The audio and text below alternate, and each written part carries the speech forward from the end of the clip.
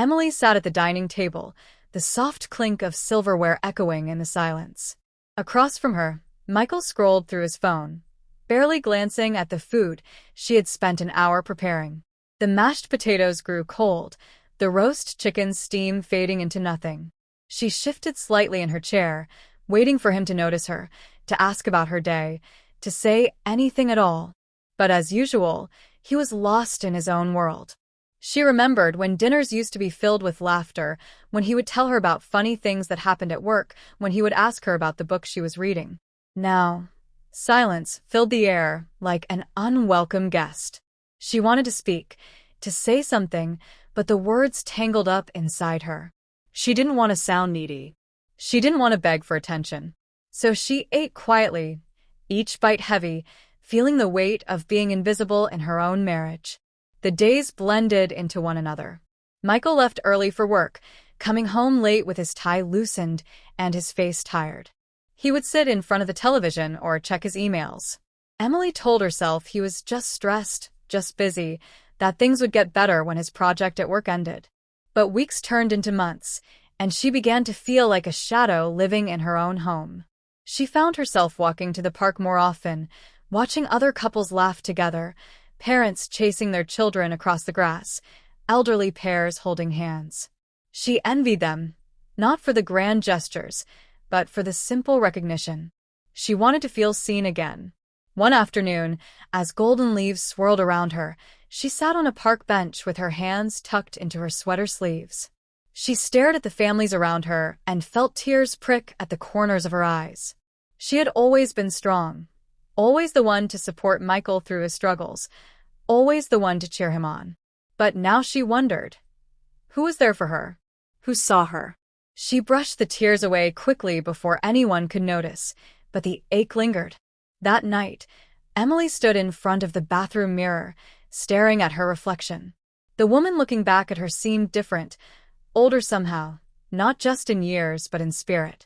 She touched her face, tracing the faint lines near her eyes, wondering if Michael noticed them at all. Did he still see her as the woman he fell in love with? Or was she just another presence in the background of his busy life? The silence of the house pressed on her chest, and she whispered softly to her reflection, "I just want to matter again." Books became her refuge. She would curl up in the library, tucking herself into the corner, where the warm glow of a lamp kept her company. The words on the pages spoke to her in ways that Michael no longer did.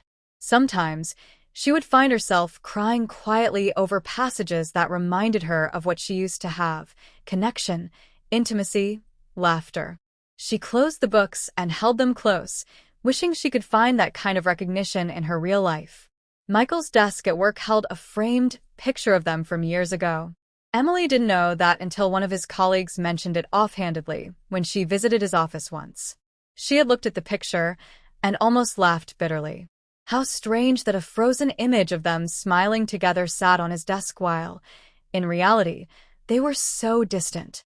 She wondered if he even looked at it anymore, or if it was just another forgotten decoration among his paperwork.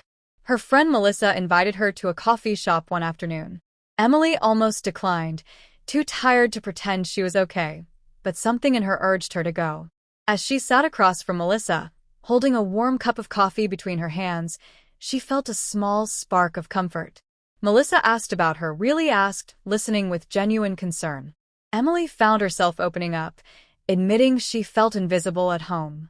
Melissa squeezed her hand across the table and said, "You deserve to be seen, Emily. Don't forget that." The words stayed with her long after they left the coffee shop. That night, Emily pulled out a journal and began to write. At first, it was awkward, the words stumbling out as if she were relearning how to speak. But soon, the pages filled with her emotions, her loneliness, her frustration, her longing. Writing became her secret release, a way to finally say the things she couldn't bring herself to tell Michael. Night after night, she poured her heart onto the paper, filling page after page until the journal became a quiet witness to her pain. One evening, Michael came home to find her asleep on the sofa, a blanket draped over her and her journal resting on the coffee table. He stood there for a moment, watching her. Something stirred in him, something he hadn't let himself feel in a long time. He realized how tired she looked, how much he had taken her presence for granted. For the first time in months, he really saw her. He picked up the journal but hesitated, placing it back down without opening it. Instead, he covered her more carefully with the blanket and sat beside her, staring at her peaceful face. The next morning, Emily awoke to find Michael already dressed for work, but instead of leaving in a rush, he was sitting across from her with 2 cups of coffee. "Good morning," he said softly, and she almost didn't recognize the gentleness in his voice. She sat up, wary but hopeful. "I've been distant, haven't I?" he asked. She didn't know what to say, but her eyes welled up with tears. For the first time in so long, he was acknowledging what she had been feeling. That evening, they sat in the living room, finally talking. Not about bills or chores, but about their hearts. Emily confessed how invisible she had felt, how lonely she had been. Michael listened, really listened, his eyes never leaving hers. He admitted he had buried himself in work, thinking he was doing it for their future, but in the process, he had neglected their present. They sat close, hands almost touching, and in that moment, the distance between them began to shrink. Days turned into weeks, and small changes began to happen. Michael made an effort to put his phone away during dinner, to ask about her day, to share about his. Emily, in turn, let herself be more open, letting him see the parts of her she had hidden away. It wasn't perfect, no marriage ever was, but it was real. And most importantly, she no longer felt invisible. She felt seen, heard, and valued. One morning, as the sun rose, Emily and Michael walked hand in hand down the quiet street near their home. The golden light washed over them, and Emily felt something she hadn't in a long time: hope. She looked at Michael, and he smiled at her in that old familiar way.